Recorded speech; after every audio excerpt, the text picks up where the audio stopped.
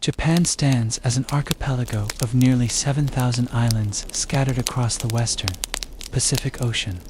This geographic isolation fostered a unique civilization, one that developed in relative seclusion, yet was periodically transformed by carefully filtered influences from the Asian mainland. This distinctive environment gave birth to the samurai tradition and the feudal system that defined Japan for nearly 1,000 years. The Japanese landscape features volcanic mountains covering 80% of the land, creating natural barriers between regions and fostering distinct local identities. Dense forests clothed steep slopes, giving way to narrow coastal plains, where rice paddies create a patchwork of brilliant green. Swift flowing rivers cut through valleys, while the surrounding seas both protect and connect the island nation to the wider world. In this dramatic setting, a society evolved unlike any other. The word samurai itself comes from the Japanese verb sabaro, meaning to serve. Service to one's lord, to one's family, and to a demanding code of honor defined. The samurai existence, these warriors were far more than mere servants. They served as administrators, artists, philosophers, and the architects of a complex social order that would endure for centuries. The story of feudal Japan spans over 2,000 years, from ancient origins to the final samurai rebellions of the 19th century. It encompasses tales of honor and betrayal, of dazzling cultural achievements amid devastating warfare, of rigid social hierarchies and surprising social mobility. A warrior elite created a distinctive culture and value system that continues to fascinate the world long after their swords have been laid to rest. The historical tapestry includes the sound of temple bells echoing through mountain valleys, the rustling of silk robes in imperial courts, the rhythmic clacking of wooden sandals on stone pathways, and the battle cries of armored warriors on blood-soaked fields. The serenity of Zen meditation halls contrasted with the tension of castle keeps where lords plotted their next conquests. The delicate brushstrokes of master calligraphers occupied the same society as the deadly precision of master swordsmen. For in the world of the samurai, the arts of peace and war were often practiced with equal devotion. The first settlers of the Japanese archipelago arrived over land bridges during the last ice age, when sea levels were lower and Japan was connected to the Asian mainland. These early inhabitants developed a sophisticated hunting and gathering culture known as jomen, creating some of the world's earliest pottery and living in harmony with the abundant forests and seas. Their spiritual practices centered on reverence for nature spirits laid the foundation for Japan's indigenous Shinto religion and influenced Japanese sensibilities for millennia to come. The historical narrative of Japan reveals how a warrior class elevated honor to an art form and transformed warfare into a spiritual path. From the very beginnings of Japanese history, the foundations were being laid for the remarkable society that would one day give rise to the legendary samurai warrior. These spiritual practices of the earliest Japanese inhabitants would evolve gradually over millennia, becoming intertwined with the later development of samurai culture. The Jomen period, lasting from approximately 14,500 to 900, before the Common Era, established the foundation of Japanese spiritual life with its animistic beliefs and reverence for natural forces. Elaborate clay figurines called dogu suggests sophisticated ritual practices, while distinctive cord-marked pottery reveals both artistic sensibility and practical ingenuity. These early inhabitants lived in semi-subterranean pit dwellings arranged in small villages, sustaining themselves through hunting, fishing, and gathering the abundant resources of the Japanese forests.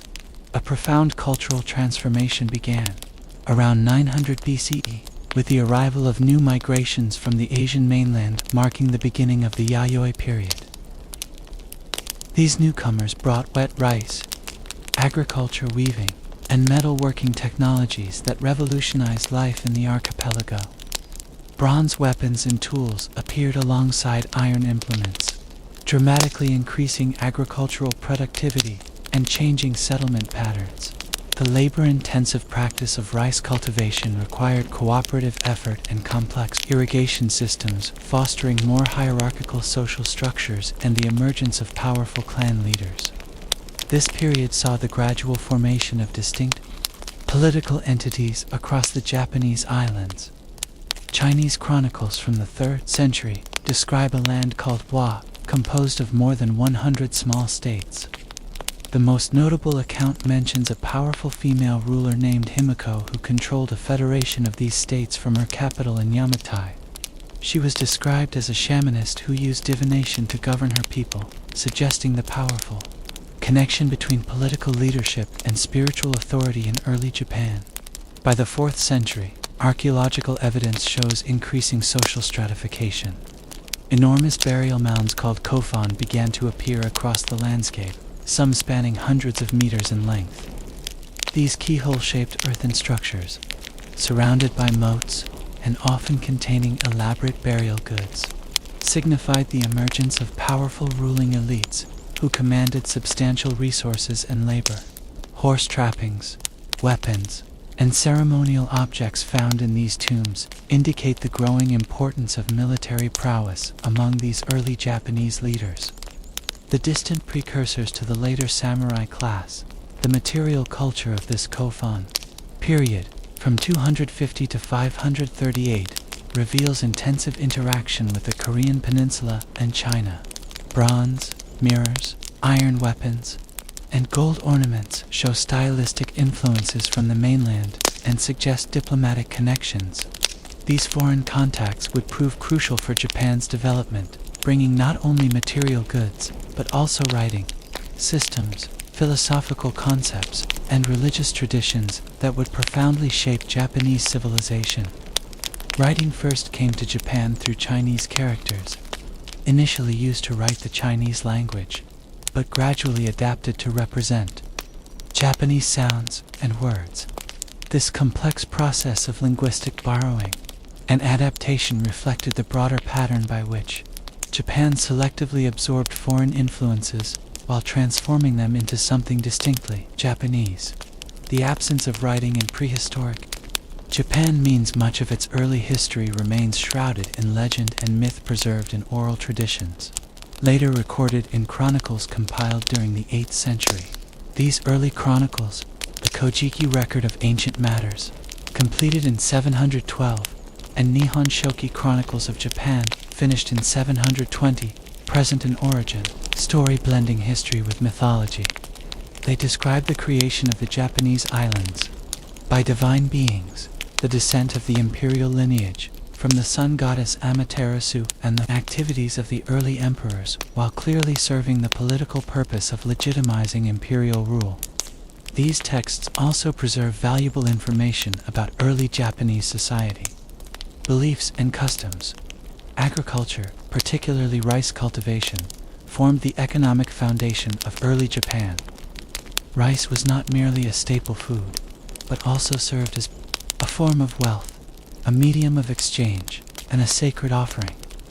The agricultural calendar structured daily life with seasonal festivals marking key points in the farming cycle. This close relationship with the land and its cycles instilled a profound awareness of impermanence and seasonal change that would later find expression in distinctive Japanese aesthetic sensibilities that would deeply influence samurai arts and culture. Trade networks gradually expanded, both within the Japanese islands and beyond. Maritime connections linked coastal communities, allowing for the exchange of goods, ideas, and technologies. Obsidian, pottery, salt, and seafood moved along these routes, creating economic interdependencies between regions.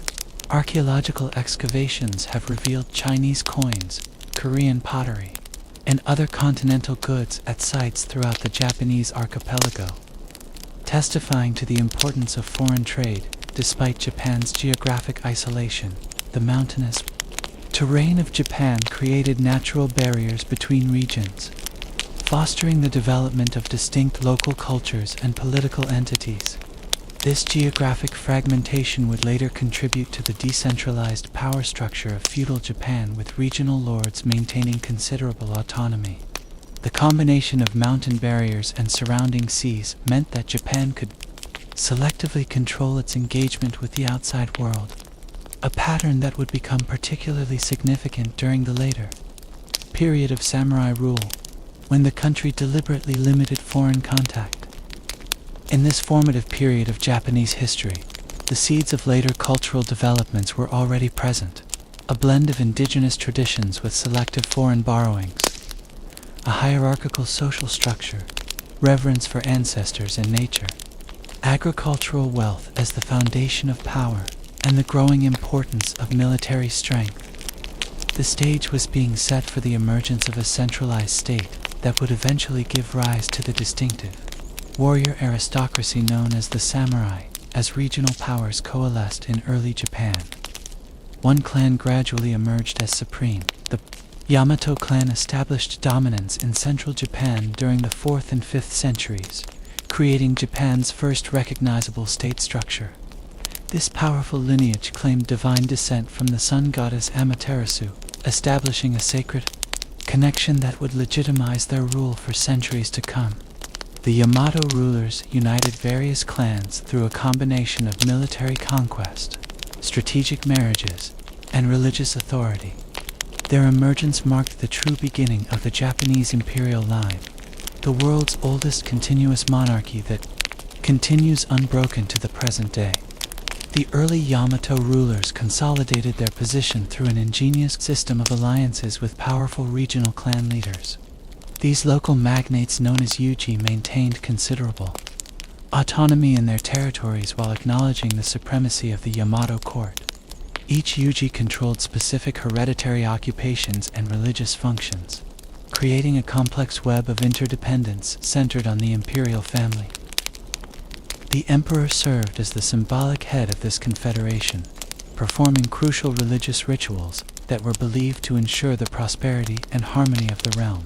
A pivotal moment in Japanese history arrived in 538, when Buddhism was officially introduced to Japan via the Korean kingdom of Baekje.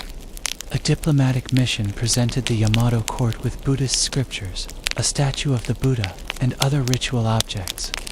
This foreign faith arrived alongside advanced technologies, Chinese writing, and continental political ideas. The acceptance of Buddhism sparked internal conflict among the conservative clans who favored maintaining indigenous Shinto practices, and those who saw advantages in adopting elements of continental civilization after initial resistance. Buddhism gained imperial support and began to transform Japanese culture. Prince Shotoku, who served as regent from 594 to 622, became the great champion of Buddhist learning and Chinese-style governance. He authorized the construction of Japan's first great Buddhist temples, sent diplomatic missions and students to China, and issued Japan's earliest formal legal code, the 17-article Constitution. This document emphasized Confucian principles of harmony, respect for authority, and ethical government service. Though less a constitution in the modern sense than a set of moral precepts for officials, it represented an important step toward a more centralized state. Administration.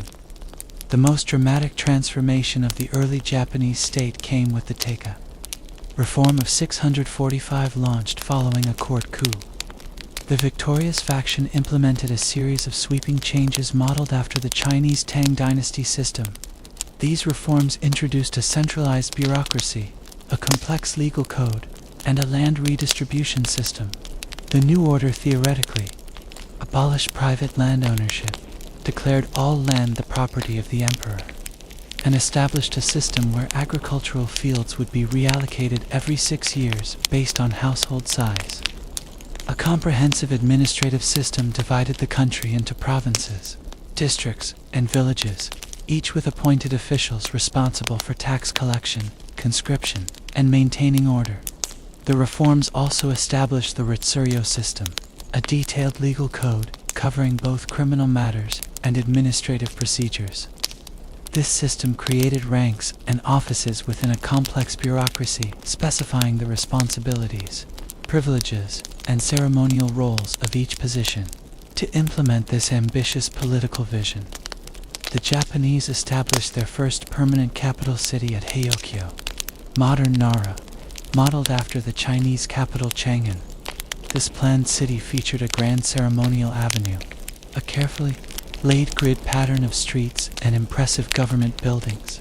Buddhist temples of unprecedented scale rose throughout the capital, housing treasures of religious art and serving as centers of learning.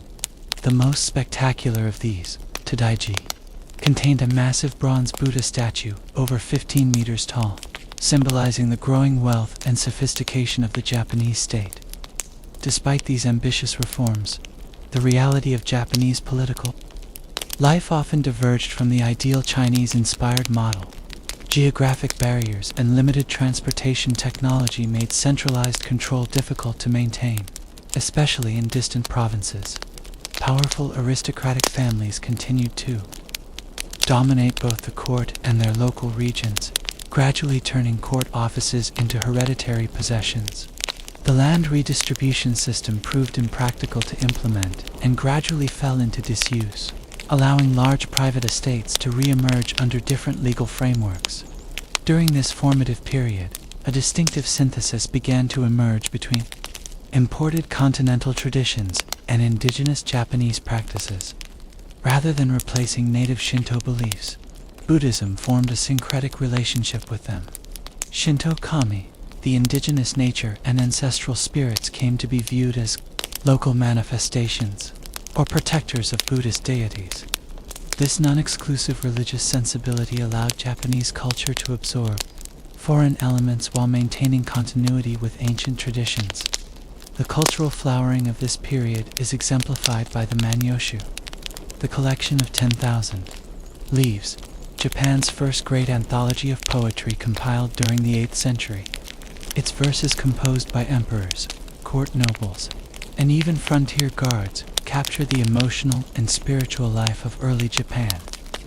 These poems reveal a profound sensitivity to nature, the changing seasons and human emotions, aesthetic sensibilities that would later become central to samurai culture. This era also saw important developments in architecture, sculpture, painting, and calligraphy, as Japanese artisans mastered continental techniques while gradually developing distinctive styles. Music and dance for court rituals evolved into refined performing arts. Literary Chinese became the standard written language for government documents and scholarly works, though a modified system using Chinese characters phonetically to write. Japanese was also emerging. The political transformation of early Japan laid crucial groundwork for later feudal institutions. The Retsuro system established ranks, offices, and ceremonial roles that would influence Japanese political culture for centuries. The practice of appointing provincial governors and local officials prefigured the later system of daimyo lords and their samurai retainers. Most importantly, this period established enduring patterns of centralized authority coexisting with considerable regional autonomy, a tension that would characterize Japanese feudalism throughout its history.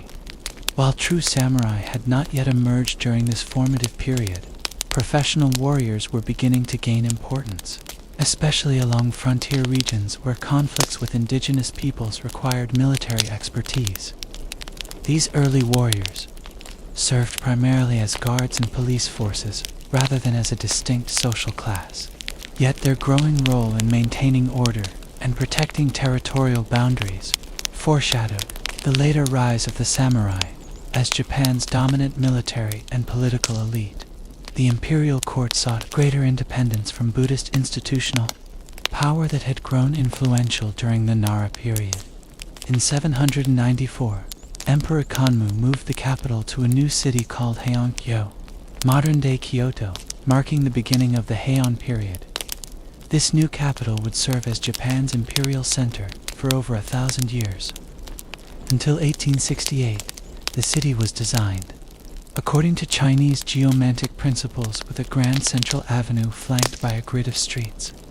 The imperial palace occupied the northern section, while aristocratic mansions spread southward, and Buddhist temples were strategically positioned to protect the city from malevolent spiritual influences.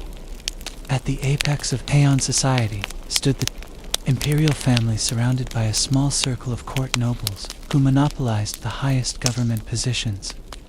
These aristocrats, numbering perhaps a few thousand individuals, developed an extraordinarily refined culture centered on aesthetic sensibility, literary accomplishment, and elaborate court ceremonies. Their world revolved around the imperial court, where subtle nuances of rank, costume, and etiquette signaled one's position in the rigid social hierarchy. For these elites, beauty and artistic accomplishment became central values, with poetry, composition, calligraphy, music, and the appreciation of nature considered essential aristocratic skills. The most influential noble family of this era was the Fujiwara clan, who dominated court politics through a clever strategy of marrying their daughters to successive emperors, by positioning themselves as maternal relatives and regents to young emperors. The Fujiwara effectively controlled imperial authority while maintaining the fiction of direct imperial rule. The height of Fujiwara power came under Fujiwara no Michinaga in the early 11th century, who served as regent for 4 emperors and grandfather to 3 more. His diary famously recorded his satisfaction. "This world, I think, is indeed my world." Aristocratic women of the Heian period enjoyed unusual freedom and cultural influence compared to later eras. Many received extensive education in literature, poetry, and music. Some managed their own property and engaged in political matters through their male relatives. Most significantly, women produced much of the greatest literature of the age, writing in the vernacular Japanese language rather than the formal Chinese used for official documents and male scholarly writing. This literary flowering included poetry, collections, personal diaries, and perhaps most famously, Murasaki Shikibu's The Tale of Genji, often considered the world's first novel and a masterpiece of psychological insight. The aesthetic sensibilities developed during the Heian period would profoundly influence all subsequent Japanese culture, including the later samurai class. Court nobles cultivated a heightened appreciation for the subtle, the transient, and the suggestive. The concept of mono no aware, a poignant awareness of the impermanence of all things, permeated artistic expression. The changing seasons, falling cherry blossoms, autumn leaves, and other natural phenomena became potent symbols of the beautiful yet fleeting nature of life itself. This aesthetic sensibility found expression in poetry, painting, garden design, and even the arrangement of incense or the folding of garments. While the court aristocracy developed their refined aesthetic culture, significant changes were occurring in the provinces that would ultimately transform Japanese society. The retsuryo system of public land and tax collection gradually broke down as nobles, temples, and shrines accumulated tax-exempt estates called shun. These private properties, often managed by local notable families, increasingly escaped central government control. Absentee aristocratic proprietors in the capital relied on local managers to maintain order and collect revenues, creating opportunities for provincial elites to build their own power bases. The imperial court focused on ceremonial functions, and cultural refinement gradually lost effective control over the countryside. Provincial governorships, once rotated among court nobles, became increasingly hereditary and autonomous. Tax revenue flowing to the central government diminished while regional power centers multiplied. The court responded by appointing powerful warriors as provincial governors, expecting them to restore order and ensure tax collection. But these military men often established their own independent authority instead. The need for security in the provinces led to the emergence of local military bands centered around influential families. The term samurai, meaning one who serves, first appeared during this period to describe these armed retainers who provided protection for shun estates and their managers. Initially low in status, and often employed by noble proprietors or provincial officials, these early warriors gradually developed their own distinctive values, practices, and family networks. They emphasized martial skills, personal loyalty, and practical administration rather than the refined aesthetic culture of the court too. Great warrior clans rose to particular prominence during the late Heian period. The Taira and the both claimed distant imperial descent and had served the court as military leaders for generations. The Taira led by Taira no Kiyomori gained unprecedented influence at court in the late 12th century following their successful suppression of rivals in the Heian and Heiji rebellions. Kiyomori became the first warrior to attain the highest court offices, traditionally reserved for the Fujiwara and other established noble families. He married his daughter to the emperor, and his grandson became Emperor Ontoku, representing the peak of Taira power and the increasing militarization of Japanese politics. The extravagance and arrogance of Taira rule, however, created many enemies. Provincial warrior families resented their monopolization of power, while traditional court nobles bristled at their upstart status and military methods. The Minamoto clan, temporarily eclipsed after earlier defeats, rebuilt their power in eastern Japan under the leadership of Minamoto no Yoritomo. The stage was set for a decisive conflict that would transform Japan's political structure and establish samurai dominance for the next 7 centuries. The gap between the elegant world of the Heian court and the harsh reality of provincial life grew ever wider. Court nobles composed poetry about cherry blossoms, while provincial warriors engaged in bloody power struggles. Yet aspects of court culture gradually filtered down to these emerging warrior elites who increasingly adopted aristocratic aesthetic values alongside their martial ethos. This distinctive blend of martial prowess with artistic refinement would become a hallmark of mature samurai culture in subsequent centuries. The Heian period, for all its cultural brilliance, contained the seeds of its own transformation. The very aesthetic that celebrated impermanence and the poignant beauty of decline seemed to anticipate the court's eventual loss of practical power. As the 12th century progressed, provincial warriors increasingly asserted themselves in national politics, challenging the courtiers' monopoly on legitimate authority. The elegant world immortalized in the tale of Genji was about to give way to a new order dominated by the samurai class whose values, priorities, and institutions would define Japan's distinctive form of feudalism. The simmering tensions between the Taira and Minamoto clans erupted into open warfare in 1180, beginning the 5-year conflict known as the Genpei War.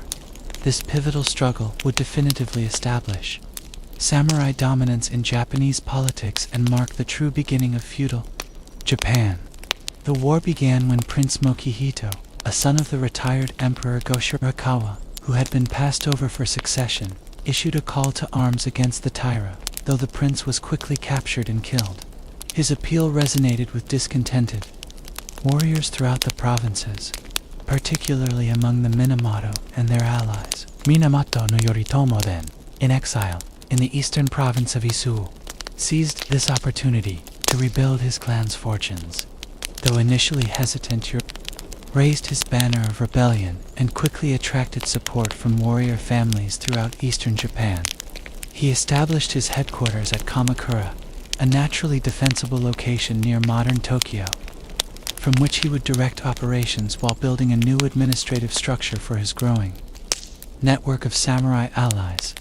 The early phase of the war favored the Taira, who controlled the imperial capital and its resources.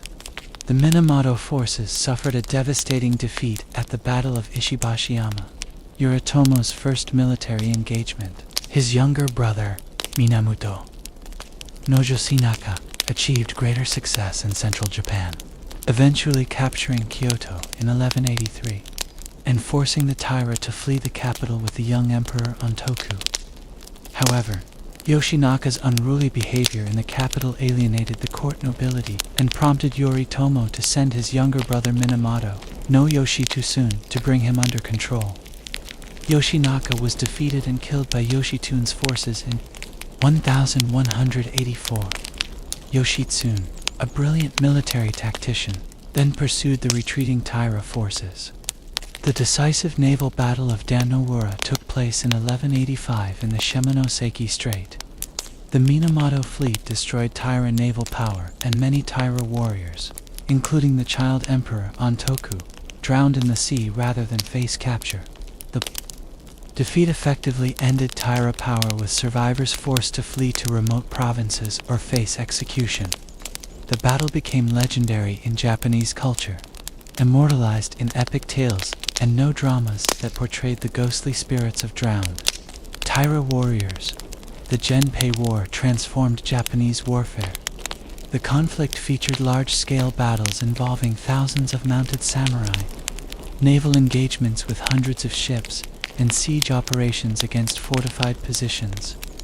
Warriors fought both as individual champions in ritualized single combat, and as disciplined units following complex tactical plans. The samurai of this era typically fought as mounted archers with the bow, considered the primary weapon of the elite warrior. The famous curved sword, later symbolically central to samurai identity, was initially a secondary weapon used when arrows were exhausted or in close quarters.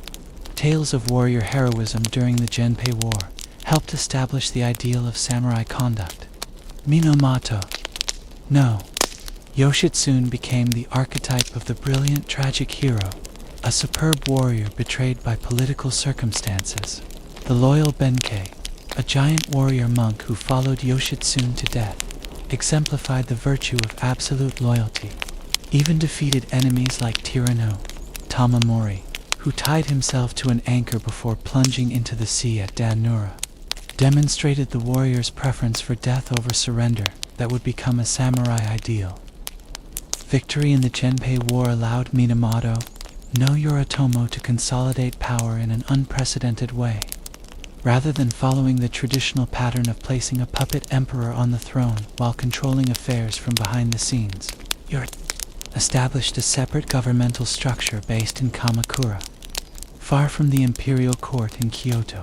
In 1192, he received from the emperor the title of Sai Shogun, or Shogun, great general who subdues the barbarians, which had previously been a temporary military commission, but now became the basis for a hereditary military government.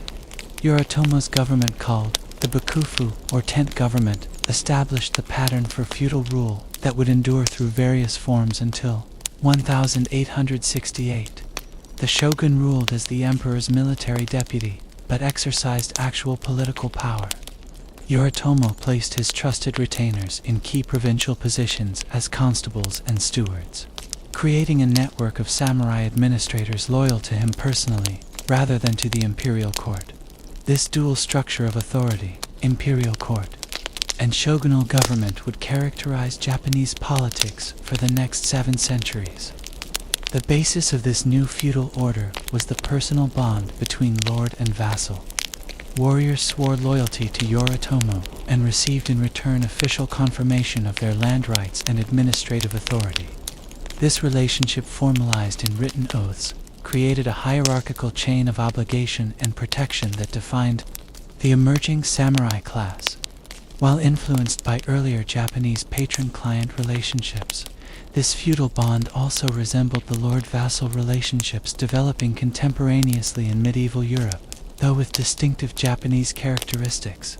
The triumph of the Minamoto and the establishment of the Kamakura shogunate marked the definitive ascendancy of the samurai class. The court nobility in Kyoto retained their ceremonial prestige and cultural authority, but exercised decreasing political influence. Real power now resided with those who commanded the loyalty of warriors.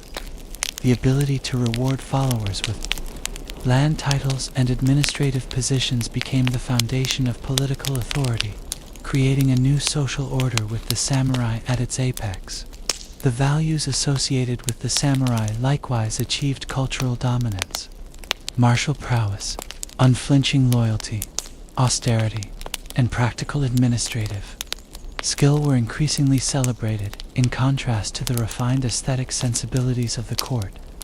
Yet the relationship between warrior and courtly cultures proved complex. Even as samurai gained political supremacy, they selectively adopted elements of aristocratic culture, including poetry, calligraphy, and religious practices. This synthesis of martial and aesthetic values would become a hallmark of mature samurai culture. The Genpei War and its aftermath transformed not just Japan's political structure, but its cultural imagination. The conflict inspired Japan's greatest war tale, the Hikemonogatari, which recounted the rise and fall of the Taira clan. Initially transmitted orally by blind minstrels who accompanied themselves on biwa lutes, the tale combined historical accounts with Buddhist themes of impermanence and karmic retribution. Its famous opening lines, "The sound of the bell of Gion Temple echoes the impermanence of all things," captured the Buddhist sense that worldly glory, like the once mighty Taira clan, inevitably fades away. Yoritomo died in 1199 after a fall from his horse, and his direct line ended when his sons were assassinated, allowing power to pass to the Hojo clan, relatives by marriage who would rule as regents for figurehead shoguns. Yet the system Yoritomo created would endure, establishing the institutional framework and cultural foundations of feudal Japan that would continue to evolve through centuries of samurai rule. With the establishment of the Kamakura shogunate, Japan entered a new historical phase defined by samurai governance. The Bakufu, originally conceived as Yoritomo's personal headquarters, evolved into a complex governmental institution with administrative bureaus, judicial courts, and deliberative councils. The heart of this system was the samurai dakoro, or board of retainers, which managed relations with vassals, recorded land holdings, and settled disputes among warriors.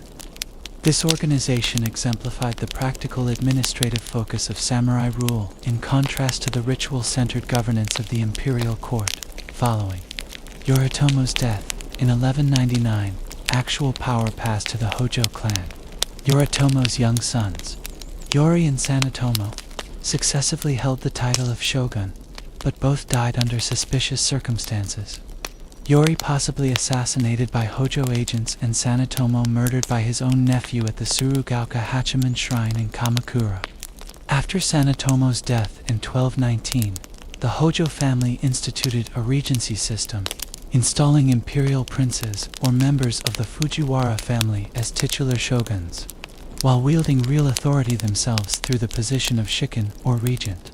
This complex structure of delegated authority, the emperor delegating to the shogun, who was in turn controlled by the Hojo regent, reflected a distinctively Japanese approach to political legitimacy. Direct power was veiled behind layers of ceremonial authority, creating a separation between symbolic legitimacy and actual governance. This political philosophy would persist throughout the feudal period, even as different warrior houses rose and fell in the struggle for dominance. The Kamakura Bakufu governed through a network of vassals who had sworn personal loyalty to Yoritomo. These gokanen, or housemen, received official recognition of their land holdings and administrative authority in exchange for military service when called upon. The shogunate appointed jito, or stewards, to manage and collect revenues from estates, and shugo, or constables, to maintain order and lead military forces in each province. This system allowed centralized control while accommodating the realities of limited communication and transportation. Technology in medieval Japan. A distinctive feature of the Kamakura shogunate was its judicial system. The Bakufu established regular courts to hear disputes among its vassals, developing a body of precedent-based law focused on practical resolution rather than abstract principles. Samurai valued clear, decisive judgments that maintained order and respected established rights. Land disputes, inheritance conflicts, and questions of vassalage obligations constituted the majority of cases. This emphasis on practical jurisprudence reflected the samurai ethos of direct action and administrative effectiveness. During this period, the emerging samurai class developed distinctive cultural values and spiritual practices that would define their identity for centuries. The ideal of Bushido, the way of the warrior, began to take shape as a code of conduct, emphasizing loyalty, honor, martial skill, and self-discipline. Drawing from Buddhist Confucian and indigenous traditions, Bushido promoted stoic endurance, emotional restraint, and preferring death to dishonor. While the term Bushido itself would not become common until the 17th century, its core values were clearly evident in Kamakura period texts and behavior. Zen Buddhism gained particular influence among the samurai during the Kamakura period. Introduced from China, Zen emphasized meditation, direct insight, and the transcendence of conceptual thinking. Its austere discipline, emphasis on direct experience, and rejection of elaborate ritual appealed to warrior sensibilities. Zen monks often served as advisors to shogunate officials, and Zen monasteries became centers for the transmission of continental culture, including literature, painting, architecture, and garden design. The Zen aesthetic of simplicity and understatement would become a defining feature of samurai. Cultural expression. Other new Buddhist movements also flourished in this era, reflecting a spiritual awakening among all classes of Japanese society. Pure Land Buddhism, propagated by the monk Hunin and his disciple Shinran, offered salvation through faith in Amida Buddha. Appealing particularly to commoners with its accessible practices, Nichiren developed a nationalistic form of Buddhism centered on the Lotus Sutra, prophesying that Japan would become the center for Buddhist renewal. These new sects, with their emphasis on personal faith and simplified practices, challenged the esoteric ritual Buddhism of the court aristocracy and offered spiritual paths more suited to the practical warrior class and ordinary people. The military skills that defined the samurai continued to evolve during the Kamakura period. Mounted archery remained the prestigious combat form for elite warriors, requiring years of training to master. Samurai armor became increasingly sophisticated with lamellae of lacquard, leather or metal laced together with silk cords to create flexible protection. The curved sword gained greater prominence, with bladesmiths developing innovative forging techniques that produced weapons of legendary sharpness and resilience. Military training emphasized not only technical skill but spiritual preparation, with warriors cultivating the mental discipline to face death unflinchingly. The Kamakura shogunate faced its greatest challenge in the Mongol invasion attempts of 1274 and 1281. Under Kublai Khan, the Mongol Empire dispatched massive fleets and armies to conquer Japan. The first invasion landed on Kyushu, but withdrew after a severe storm damaged their fleet. The second invasion, far larger, consisted of two fleets with combined forces numbering perhaps 140,000 warriors. After fierce fighting on the beaches of Kyushu, another massive typhoon destroyed much of the Mongol fleet, forcing the survivors to withdraw. These fortuitous storms, credited to divine intervention, became known as kamikaze, or divine winds. The Mongol invasions strained the Kamakura Bakufu, despite their ultimate failure. Unlike previous conflicts against Japanese opponents, these foreign invasions offered no opportunity for land rewards to loyal vassals, as no Mongol territories could be distributed in Japan. Many samurai families faced financial hardship after mobilizing for war without receiving compensatory rewards.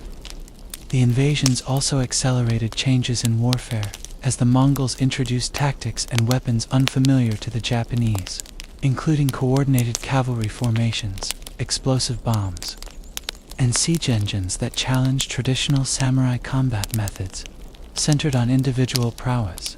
Economic and social changes during the Kamakura period gradually undermined the original basis of samurai authority. The practice of dividing inherited lands among multiple sons led to the fragmentation of samurai estates and increasing economic pressure on warrior families. Many samurai became indebted to moneylenders, particularly wealthy merchants, and religious institutions. The Jito position, originally a temporary administrative appointment, increasingly became hereditary, with stewards claiming ownership rights over the lands they managed.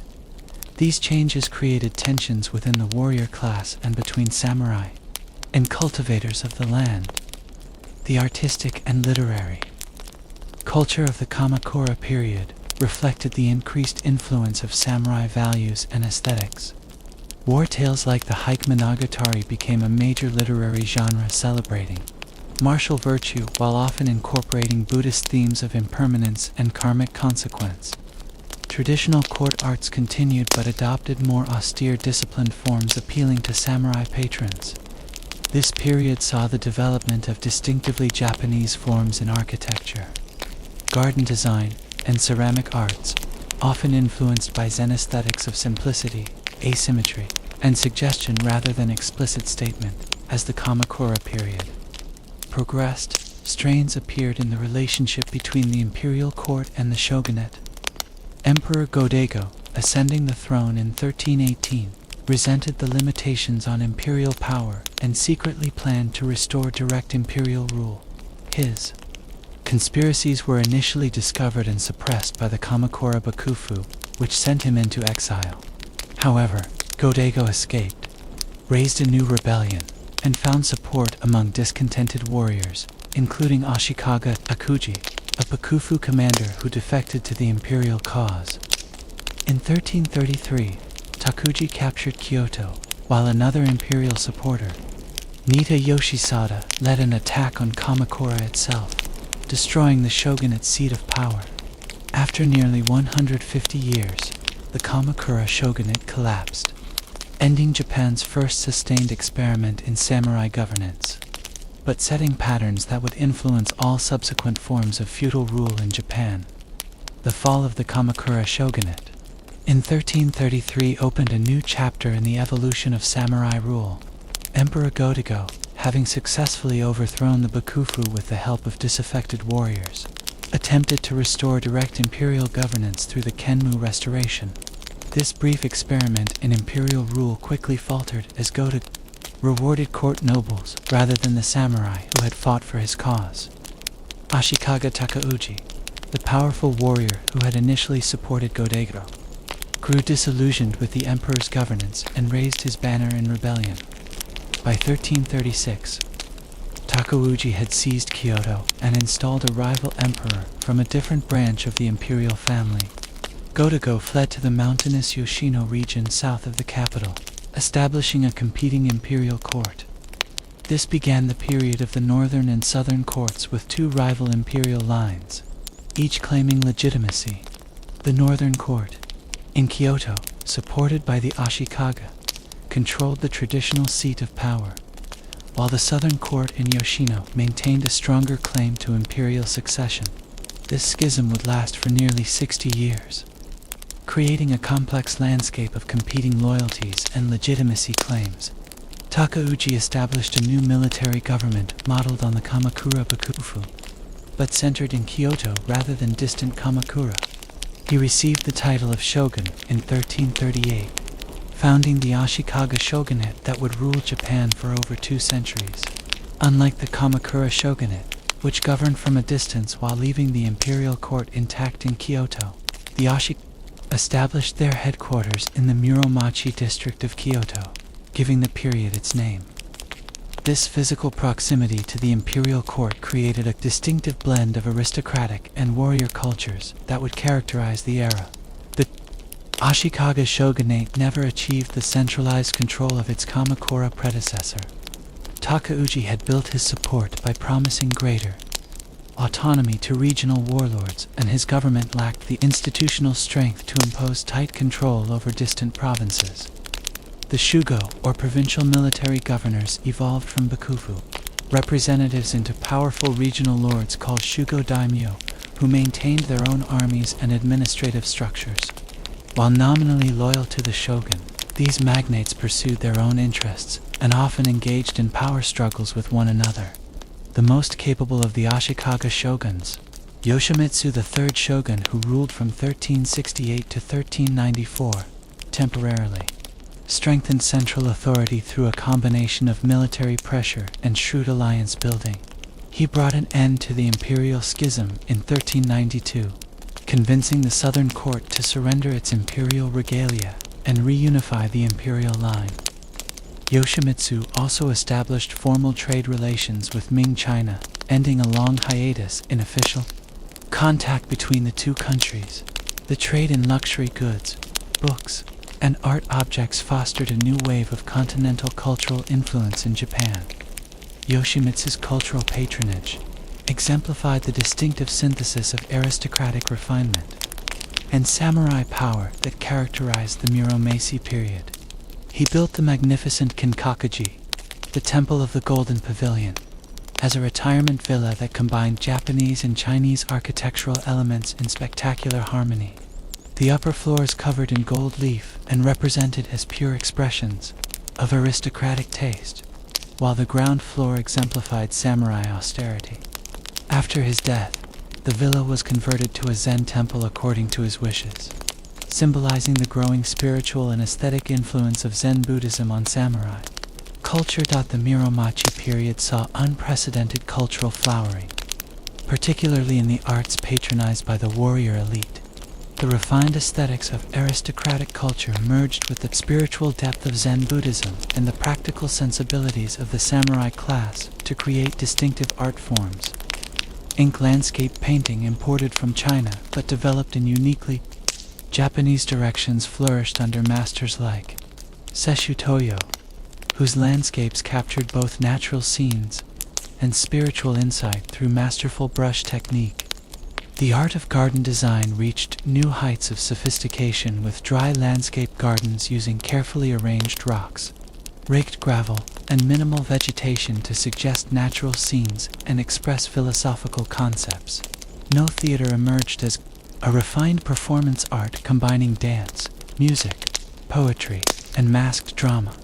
Developed by Kanami and his son Zemi, under the patronage of Shogun Yoshimitsu, no distilled human experience to its essence, often focusing on supernatural encounters, spiritual transformation, and the lingering attachments of the dead to the world of the living.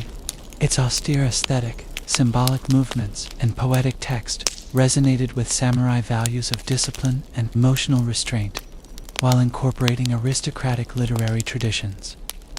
The tea ceremony evolved from casual gatherings for tea drinking into a highly formalized ritual art expressing core Zen principles. The wabi aesthetic, finding beauty in austerity, imperfection, and natural processes, guided the development of tea practice. Tea masters like Murata Juko and Takino Ju established the spiritual and aesthetic foundations of the tea ceremony, which would reach its culmination in the next century under Sen no Rikyu. Through tea ceremony, samurai could cultivate mental discipline, aesthetic discernment, and spiritual insight within a structured social context, while cultural achievement flourished. Political stability gradually eroded during the later Muromachi period. The Onin War, which erupted in 1467 as a succession dispute within the Ashikaga house, marked a turning point. What began as a conflict between rival factions in Kyoto spiraled into 11 years of destructive warfare that devastated the capital and spread throughout the provinces. By the time fighting subsided in 1477, central authority had effectively collapsed, and Japan entered the chaotic Sengoku period, the age of warring states. The Onin War demonstrated the deepening crisis in shogunal authority. Regional shugodai had grown increasingly independent, commanding their own bands of samurai retainers and governing their territories with minimal reference to the bakufu. The war accelerated the breakdown of traditional power structures as lower-ranking samurai. The constant warfare forced significant innovations in military organization and logistics. Successful daimyo developed methods to recruit, train, supply, and command larger armies than ever before in Japanese history. Supply lines, field fortifications, intelligence networks, and siege techniques all evolved rapidly through practical necessity. Battlefield tactics became more sophisticated, with combined arms approaches integrating cavalry, infantry, archers, and gunners into coordinated operations. Written military manuals appeared, systematizing the accumulated wisdom of campaign experience. Military leaders of exceptional ability emerged during this chaotic period. Takeda Shingen and Wasugi Kenshin, fierce rivals who faced each other in 5 battles at Koenakajima, became legendary for their strategic genius. Date Masamune, the one-eyed dragon who lost an eye to smallpox in childhood, built a powerful domain in northern Japan through cunning diplomacy and fierce fighting. Mori Motonari unified western Japan through careful alliance building and skillful defensive warfare. These and other regional warlords established distinctive styles of governance and military organization adapted to their specific circumstances. For the samurai class, the Sengoku period presented both opportunity and peril. Ambitious warriors could rise from obscurity to commanding positions through battlefield valor and strategic acumen. Conversely, even high-ranking samurai could lose everything in a single defeat. This environmental pressure intensified warrior values of loyalty, courage, and resignation to fate. The samurai developed a distinctive fatalism captured in the saying, "Life and death are but a feather's weight," expressing the ideal of detachment from concerns about survival when duty called for sacrifice. Despite the constant warfare, cultural and economic development continued during the Sengoku period. Regional daimyo patronized Zen Buddhism, tea ceremony, landscape gardening, and other arts as ways to display their sophistication and legitimate their rule. The aesthetic principle of wabi-sabi, finding beauty in imperfection, transience, and simplicity, reached its mature expression during this turbulent era, perhaps as a philosophical response to the surrounding chaos and destruction.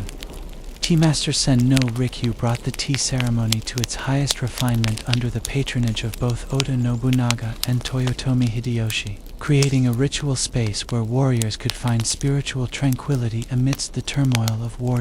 Commerce and manufacturing grew despite military disruption. With markets developing in castle towns and along transportation routes, agricultural productivity increased through land reclamation, irrigation improvements, and new farming techniques. The unstable political situation actually stimulated economic activity in some regions as competing daimyo sought to maximize revenue from their territories. Maritime trade expanded through contacts with China, Korea, and European powers, bringing new goods, technologies, and ideas to Japan. Some daimyo actively encouraged commercial development, recognizing that economic strength underpinned military power. Religious institutions played complex roles during the Sengoku period. Buddhist monasteries, which had accumulated extensive land holdings and armed forces during earlier centuries, became independent political players. The Hongonji headquarters of the True Pure Land sect commanded the loyalty of thousands of religious devotees, called Ikowiki, who formed armies capable of challenging major daimyo. Other militant religious communities like the Hok-Iki formed around Nichiren Buddhist temples.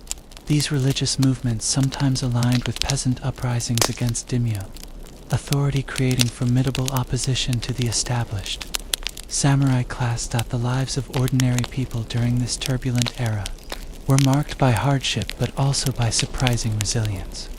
Village communities developed self-governance mechanisms to protect local interests amid shifting political allegiances. Peasant uprisings became more common as the burden of taxation to support warfare grew increasingly onerous. Some villages negotiated directly with daimyo for protection, playing competing lords against each other.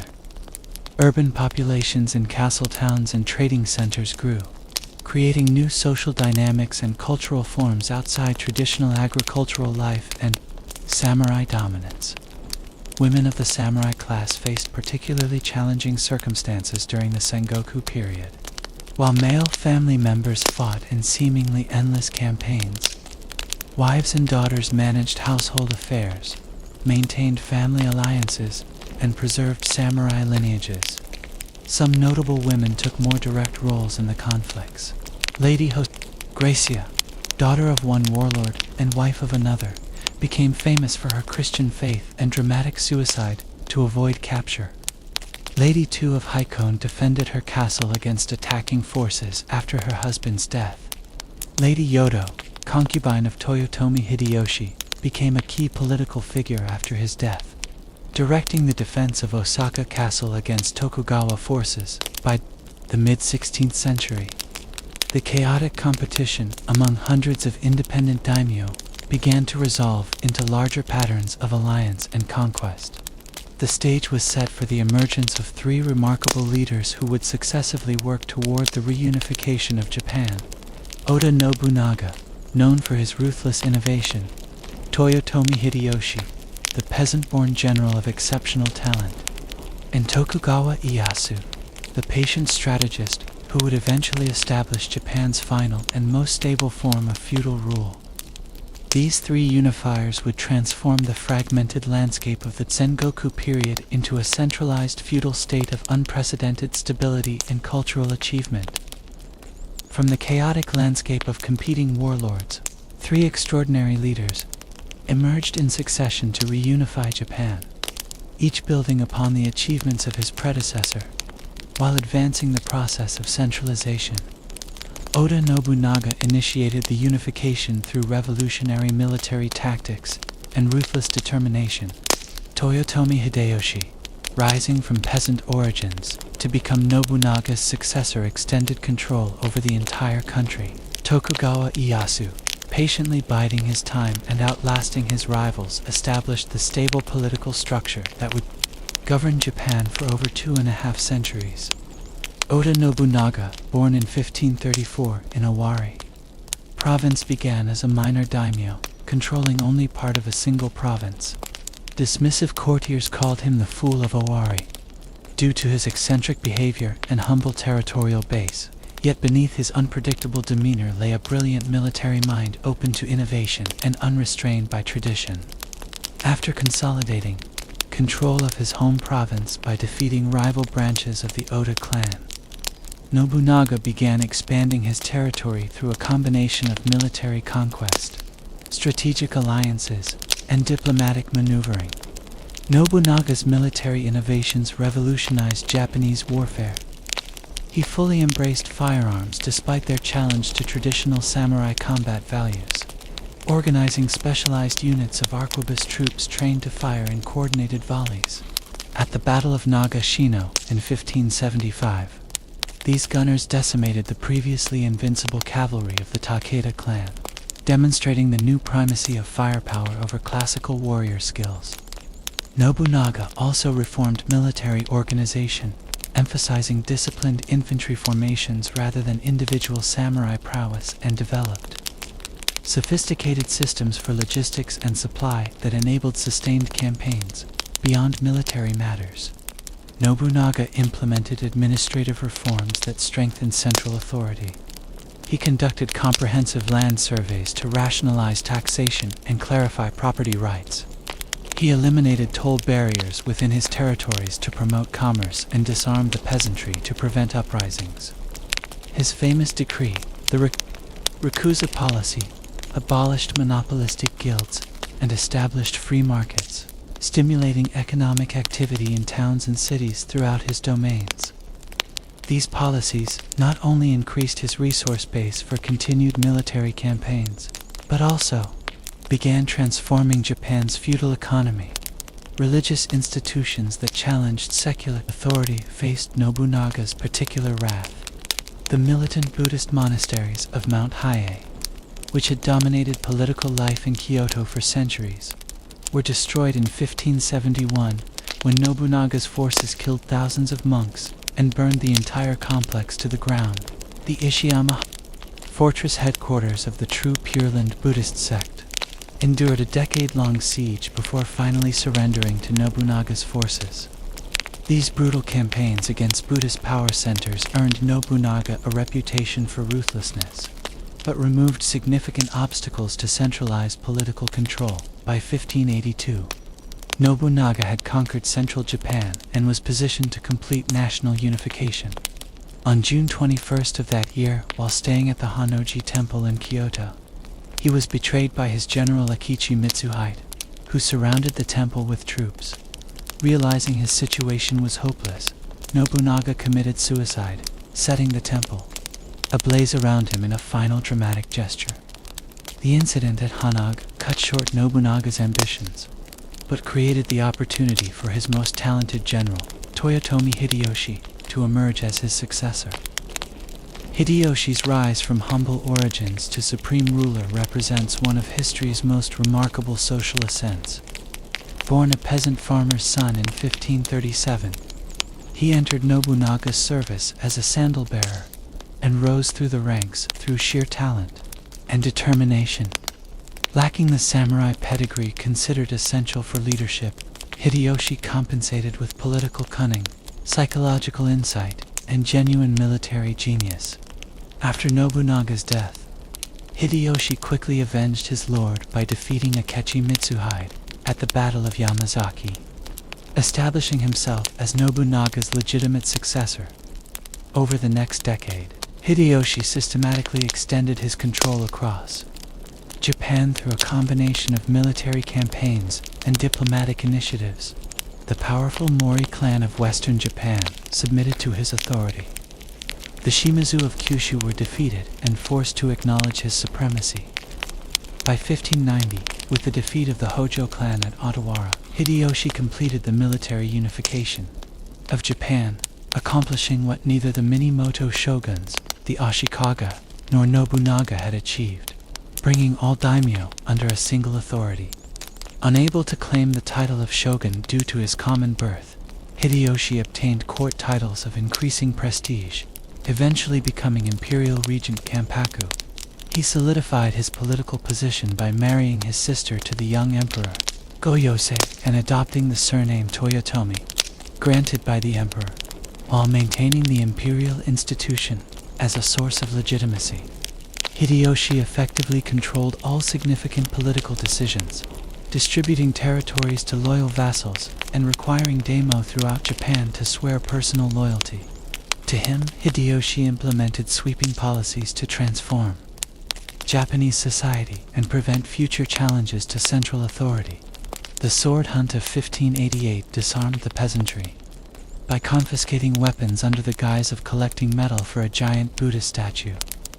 This policy not only reduced the threat of peasant uprisings, but also reinforced the social boundary between samurai and commoners.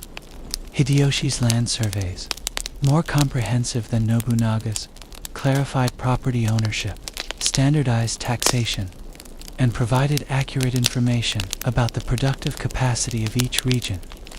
Most significantly, class separation edicts formalized the social hierarchy that would characterize Edo period Japan. These decrees prohibited farmers from leaving their lands, merchants from adopting samurai status, and samurai from engaging in trade or farming. By freezing social mobility, Hideyoshi hoped to create a stable order with each class performing its designated function. This rigid system contrasted sharply with the fluid social environment of the Sengoku period that had allowed Hideyoshi himself to rise from peasant to ruler. Cultural life flourished under Hideyoshi's patronage. Despite his humble origins, he built a magnificent castle at Osaka that displayed unprecedented architectural grandeur. The tea ceremony reached its artistic pinnacle under tea master Senno Rikyu, whom Hideyoshi appointed as his official tea advisor before later ordering his suicide, possibly because the aesthetically austere values of the tea ceremony conflicted with Hideyoshi's growing preference for ostentatious display. The lavish golden tea room Hideyoshi constructed, covered entirely in gold leaf, exemplified his taste for spectacular manifestations of power and wealth. Hideyoshi's ambitions extended beyond Japan to the Asian mainland. In 1592, he launched a massive invasion of Korea with the ultimate goal of conquering Ming China. Despite initial successes, the Korean campaign bogged down in the face of fierce Korean resistance and Chinese intervention. A second invasion in 1597 made little headway, before Hideyoshi's death in 1598 led to the recall of Japanese forces. These failed continental adventures drained Japan's resources and created lasting enmity with Korea, but also spread Japanese cultural influence and brought Korean artisans to Japan, particularly potters whose techniques transformed Japanese ceramics. Before his death, Hideyoshi had made elaborate arrangements for his young son Hideyori to succeed him, establishing a council of 5 elders to govern as regents. Among these elders was Tokugawa Ieyasu, a powerful daimyo who had submitted to Hideyoshi after being a longtime ally of Oda Nobunaga, patient, calculating, and profoundly strategic.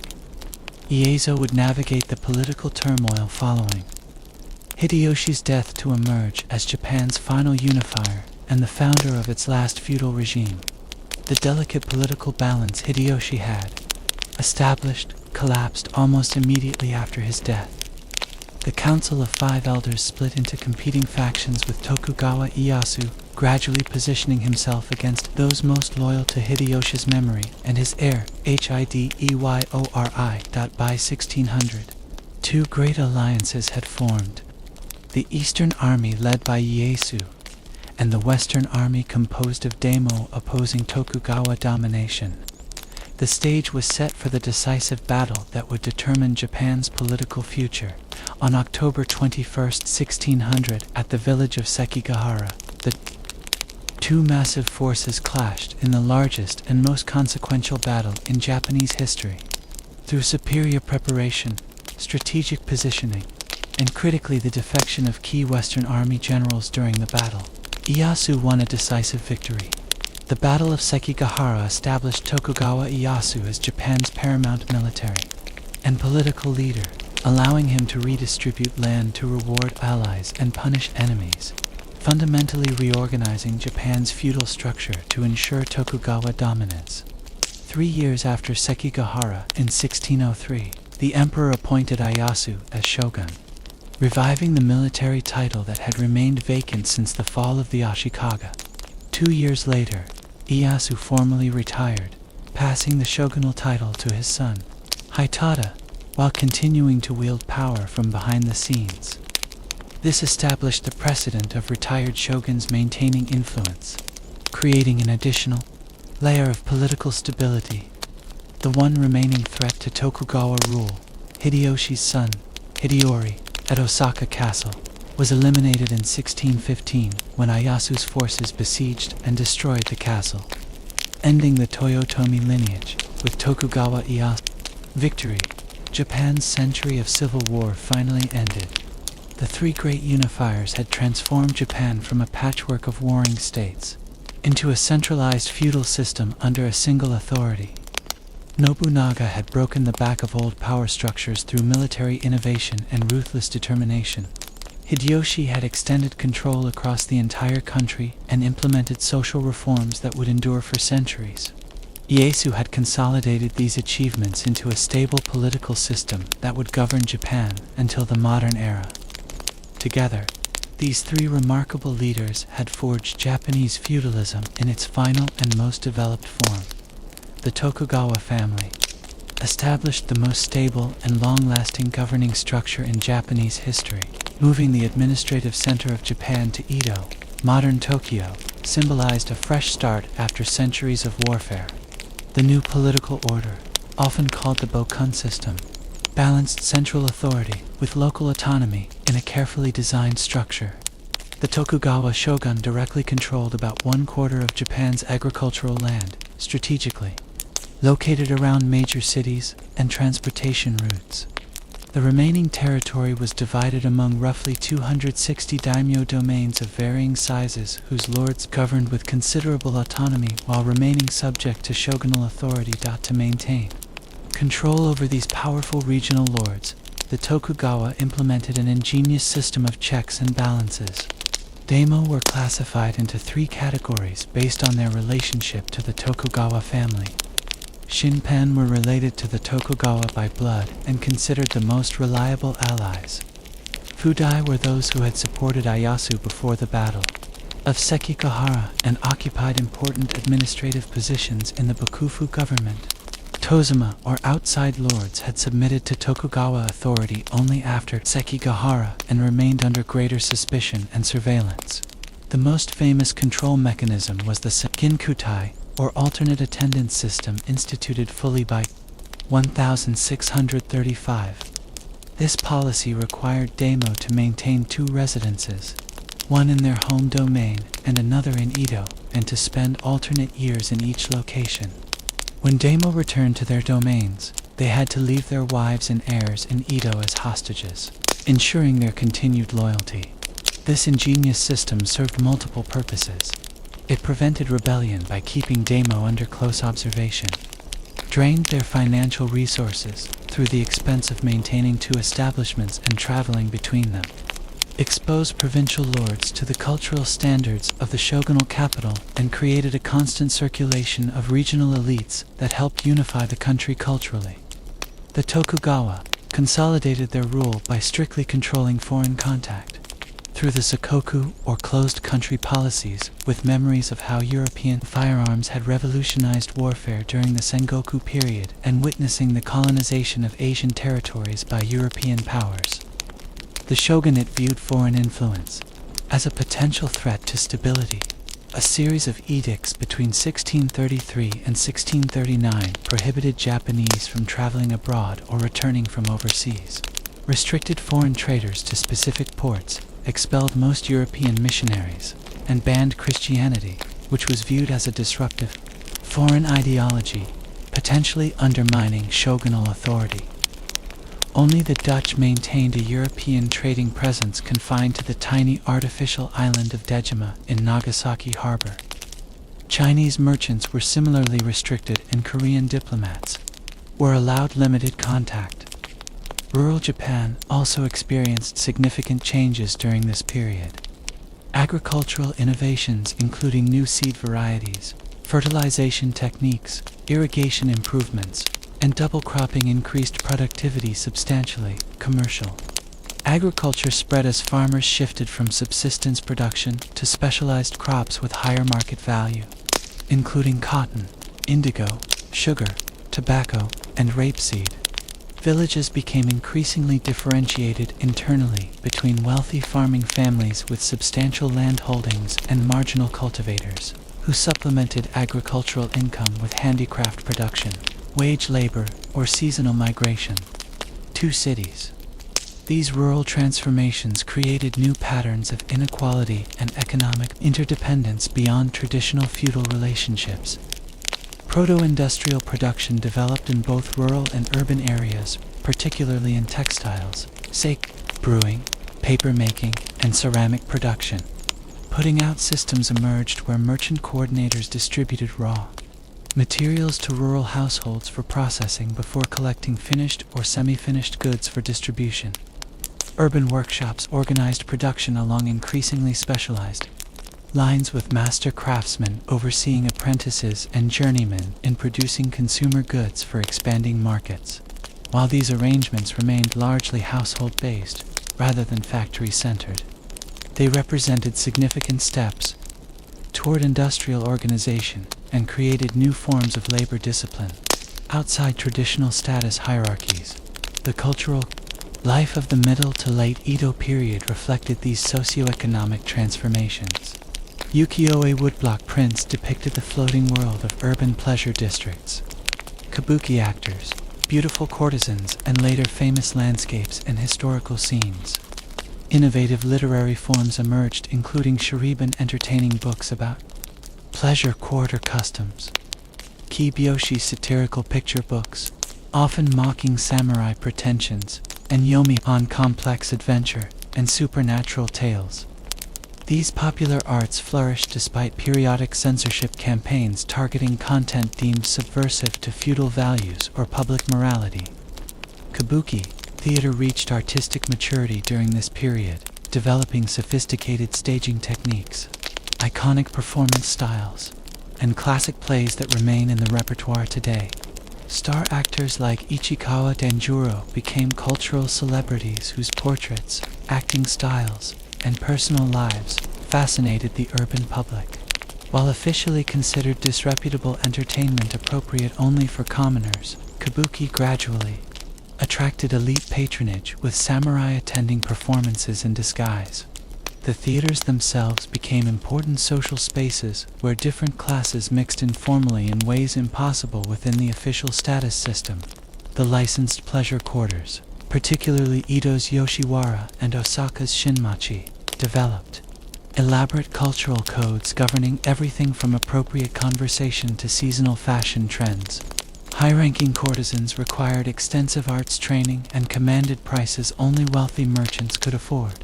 Their establishments became important cultural salons where patrons displayed refinement through poetry composition, calligraphy, musical performance, and witty conversation. This sophisticated entertainment world inverted conventional status. Hierarchies with merchant wealth purchasing. Access to cultural capital, traditionally associated with elite education. Traditional elite cultural forms continued alongside these popular developments, but increasingly reflected changing social realities. The tea ceremony, traditionally associated with samurai aesthetic values, attracted wealthy merchant practitioners who built elaborate tea rooms and collected valuable utensils. Classical Japanese poetry and linked verse composition remained important. Markers of education but incorporated new themes from urban commoner life. Scholarly pursuits, including medicine, botany, mathematics, and historical research flourished among both samurai intellectuals and educated commoners, creating overlapping communities of knowledge, transcending status boundaries. The Middle Edo period witnessed Japan's first significant encounter with Western scientific knowledge through the policy of Rangaku, or Dutch learning. The small Dutch trading post at Dejima in Nagasaki Harbor provided the sole official window to European developments. Japanese scholars initially focused on practical medical knowledge, gradually expanded their interests to astronomy, geography, botany, physics, and military science. Government restrictions limited this learning, requiring official permission for Rangaku studies and censoring potentially disruptive information. Nevertheless, awareness of Western scientific advancement gradually spread among educated elites, creating intellectual ferment despite Japan's formal isolation. Religious life during this period reflected both institutional stability and significant undercurrents of popular spirituality outside official structures. Established Buddhist sects maintained their formal relationships with parishioner households but often became ritualized and formalistic. Folk religious practices flourished, including pilgrimages to famous shrines and temples, household divination, and local festivals honoring kami and ancestors. New religious movements occasionally emerged, combining elements from various traditions with charismatic leadership and promises of healing or salvation, though authorities usually suppressed these as potential threats to social order. By the late Edo period, this complex social reality increasingly strained against the formal feudal structure. Wealthy merchants with generations of cultural refinement found the official hierarchy that placed them beneath impoverished samurai increasingly arbitrary. Educated commoners questioned traditional justifications for status distinctions. Domain governments struggled with chronic financial problems while witnessing the prosperity of the commercial sector they could tax only indirectly. The samurai class faced a growing identity crisis as their military function became increasingly vestigial, while their administrative role was partially supplanted by competent commoner, clerks, and managers.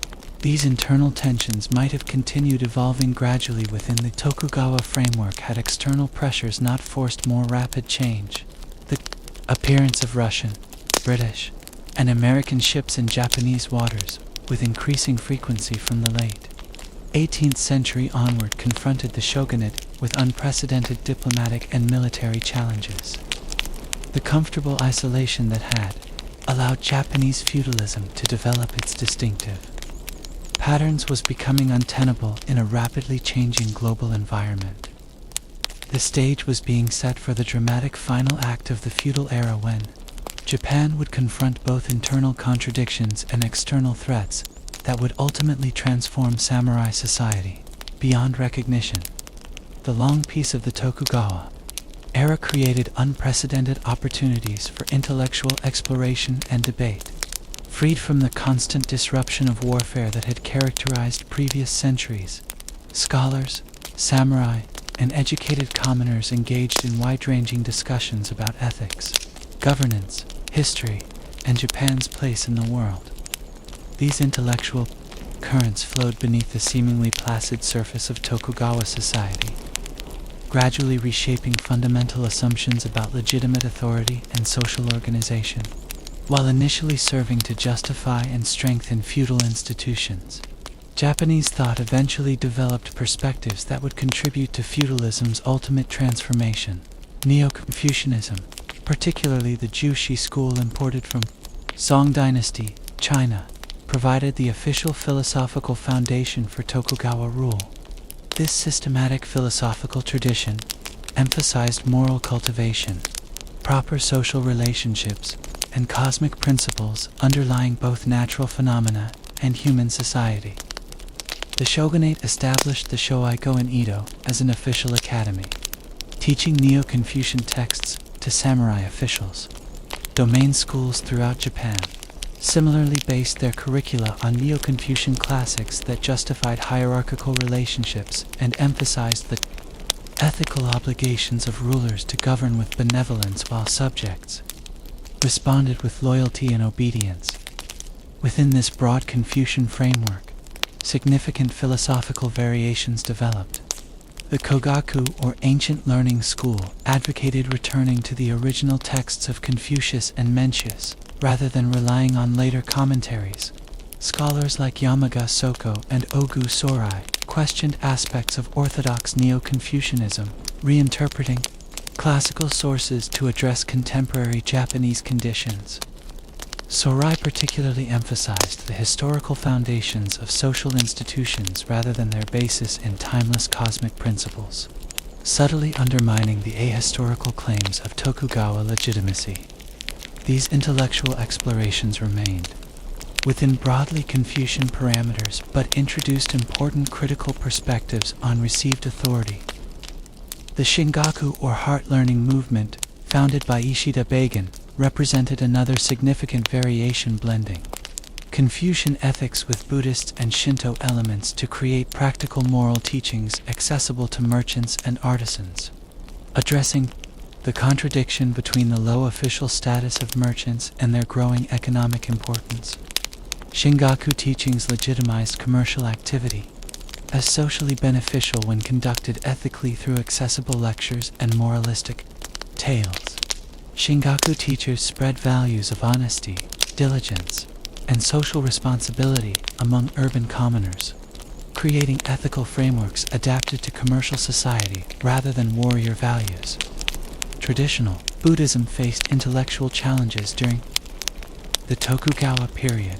Despite its institutional entrenchment, Buddhist thought had flourished during earlier centuries with innovative Japanese developments of Tendai, Shingon, Pure Land, and Zen traditions.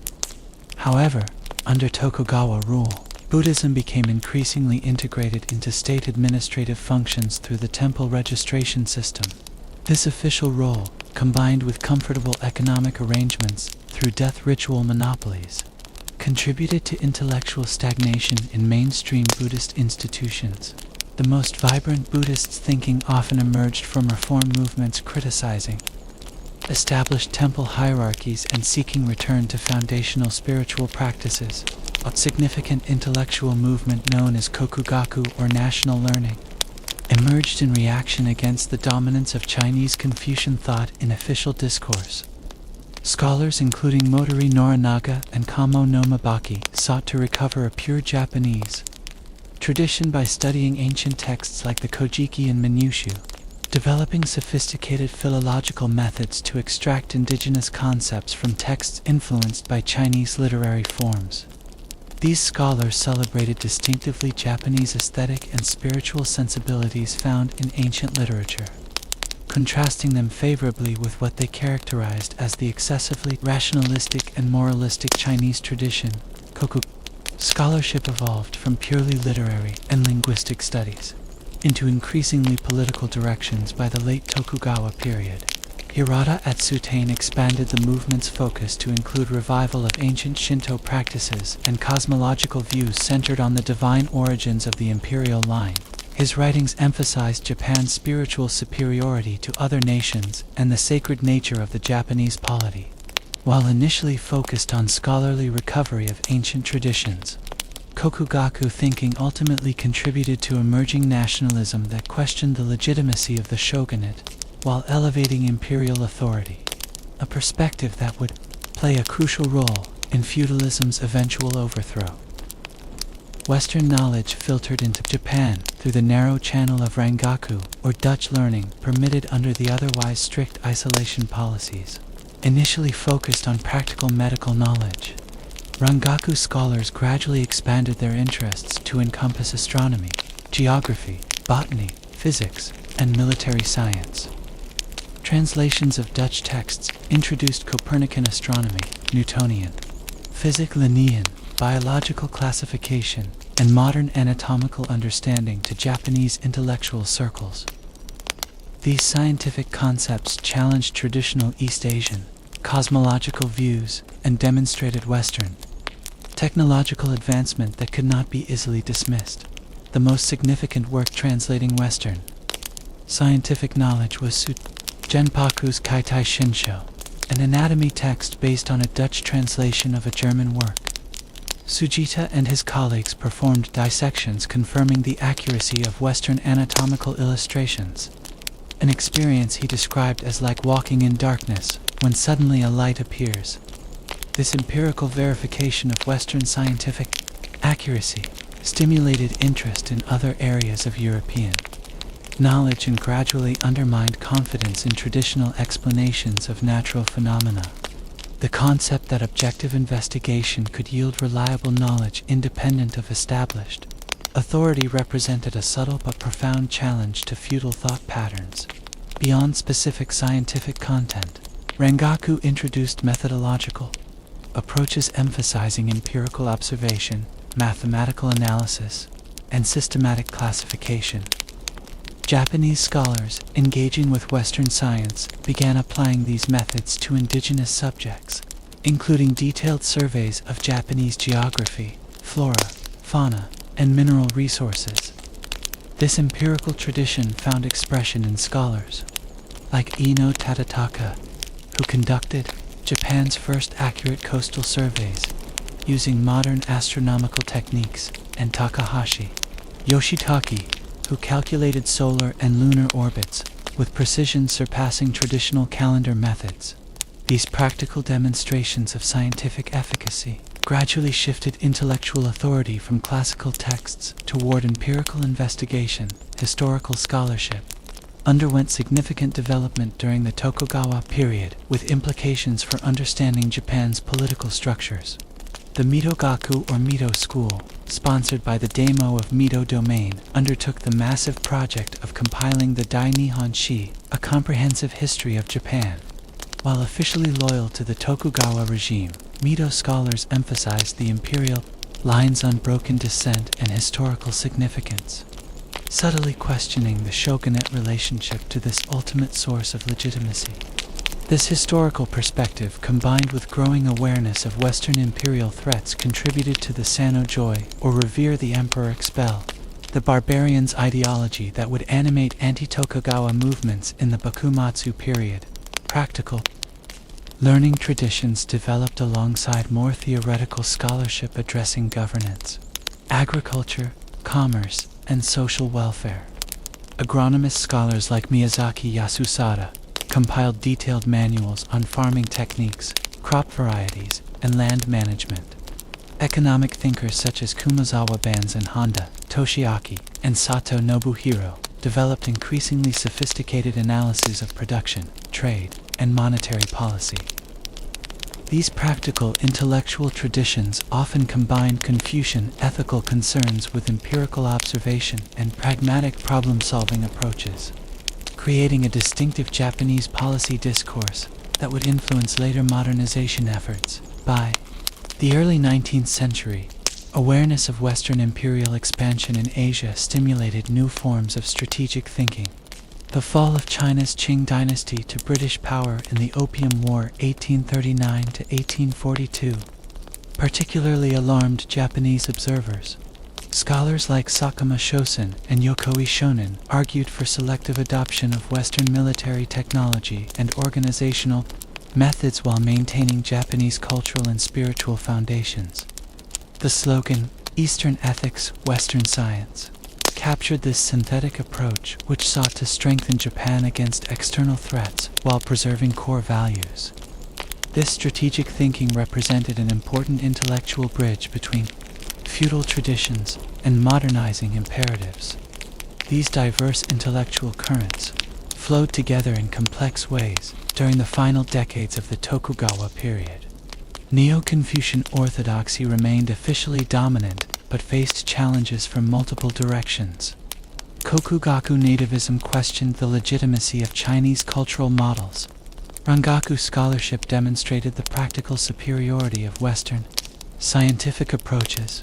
Historical studies raised questions about the shogun's relationship to imperial authority, and economic writings highlighted the contradictions between feudal status hierarchies and commercial realities.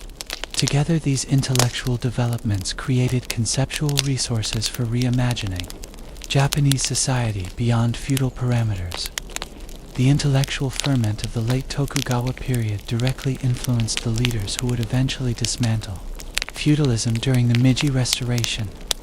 Many key figures in the anti-Tokugawa movement emerged from these scholarly traditions, particularly from lower-ranking samurai families with strong educational backgrounds but limited opportunities within the ossified feudal structure. Their exposure to diverse intellectual perspectives, from Neo-Confucian ideals of virtuous governance to Kokugaku celebration of imperial legitimacy to Rangaku awareness of Western power, shaped their understanding of Japan's challenges and possibilities. The feudal system that had nurtured this intellectual flowering would ultimately be transformed by the very ideas it had allowed to develop. As the 19th century progressed, the Tokugawa system faced mounting pressures, both internal and external, that would ultimately bring Japan's feudal era to a dramatic close. Economic strains, social tensions, ideological challenges, and foreign threats converged to undermine a political structure that had maintained stability for over 2 centuries. The final decades of Tokugawa rule witnessed increasing signs of systemic crisis, desperate reform attempts, and ultimately the collapse of feudal institutions. Yet, even as the formal structures of samurai rule disappeared, core elements of samurai culture and values would continue to shape Japanese national identity into the modern era and beyond.